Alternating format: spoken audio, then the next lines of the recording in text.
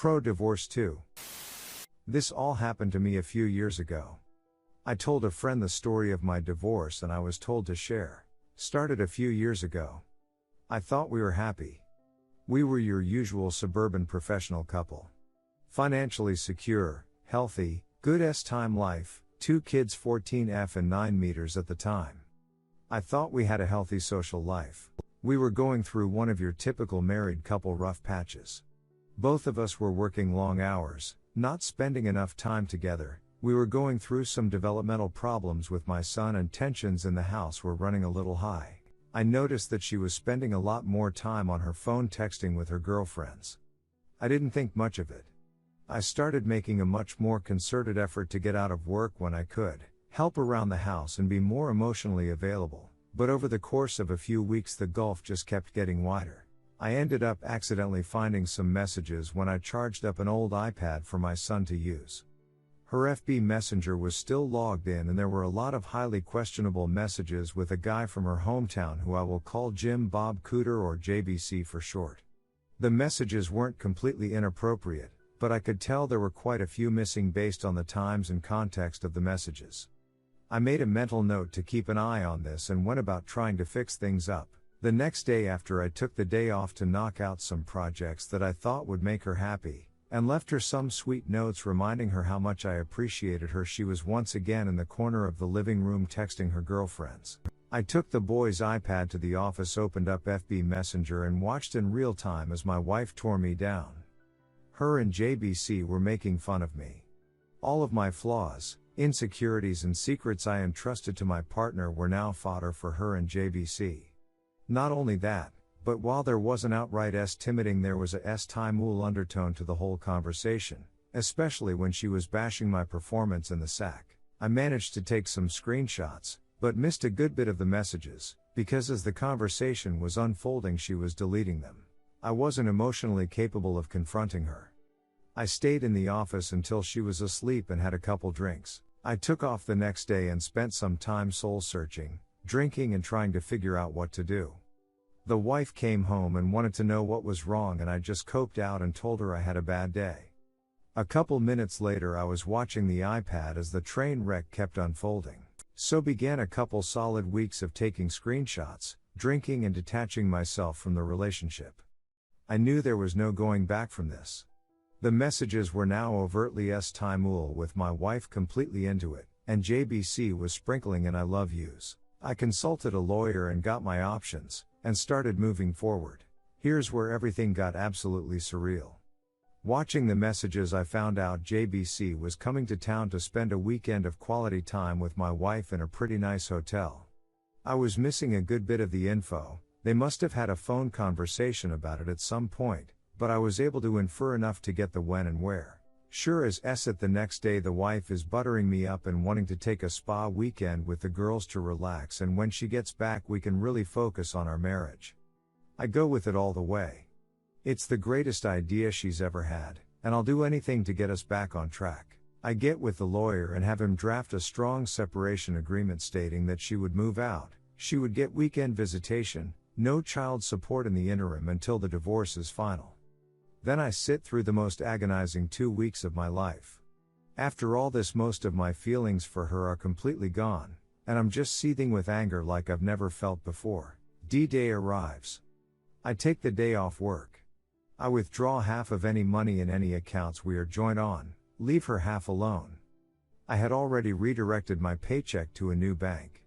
I close our money market account and get a cashier's check for her half and deposit my half in my new account. I stop at Office Max and print out about 75 pages of FB Messenger screenshots, and I kill time because I don't want to be at home. She texts me that she's taking off and that she loves me. I tell her to have fun. I show up to the hotel at about 8:30 and call the wife's phone from the lobby. It goes straight to VM. They are probably already at it, whatever.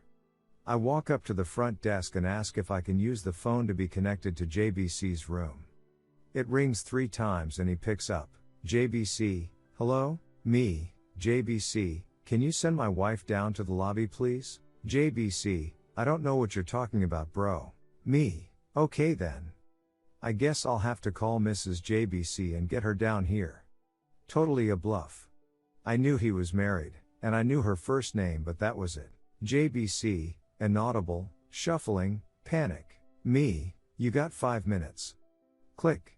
Not even 2 minutes later my wife comes walking out of the elevator looking a little flustered. I sit her down in the corner of the lobby. Her, starts spewing BLLS it saying it's not what it seems etc etc. Me, I'm not here to argue. The things that are said in this pile of papers are what's going on. The only way I'm not giving a copy of this to daughter, your parents and emailing it to everyone we know is if you move out immediately. Wife was very prideful. Daughter was going through a rebellious teen phase and her knowing probably would have forever killed their relationship. Wife was also her parents' golden child and she always worried about what they thought of her. I didn't have much leverage and shame was my only card to play. Also her professional life is built up around her image, so I knew she would protect that at all costs. Her, sniffle, mumble, inaudible. Me, this is a check for half of the money market account. I've withdrawn my half of the money from all the other joint accounts. You should have more than enough to get a place. She starts to cry a little.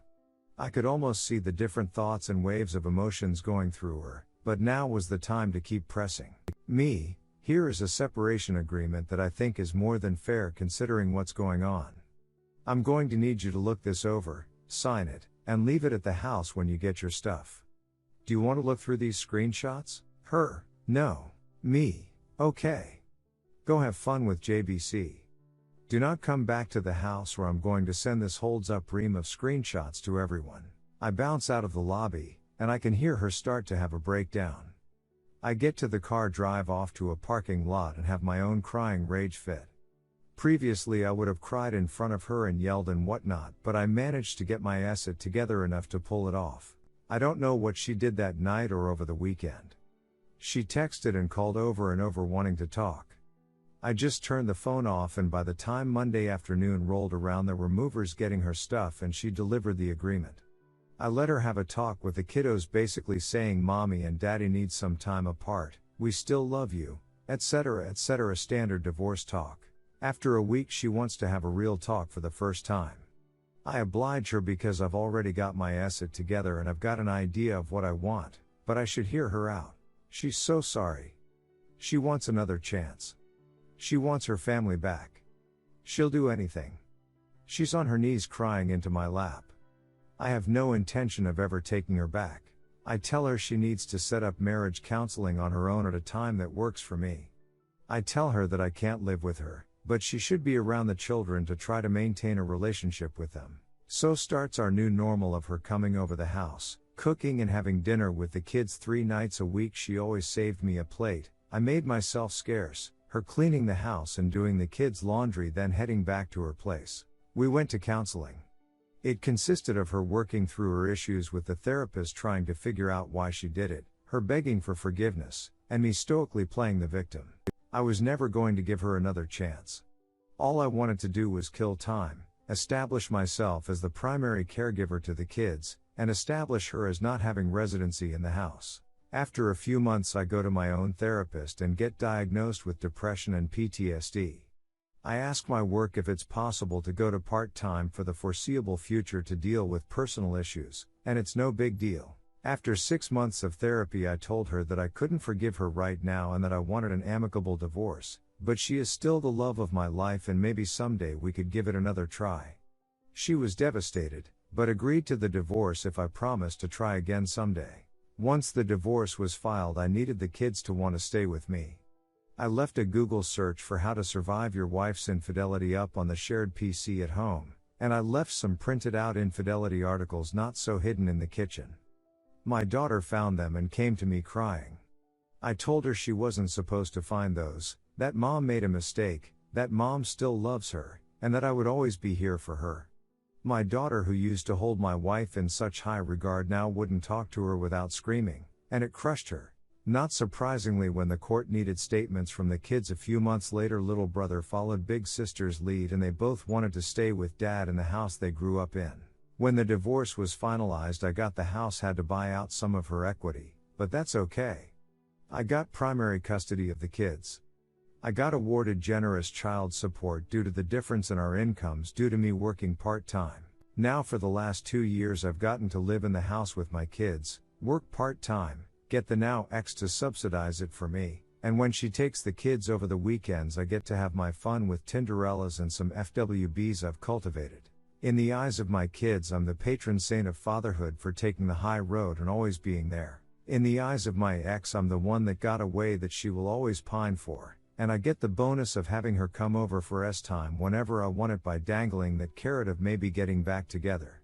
But that is never going to happen. TLDR, got divorced and it worked out.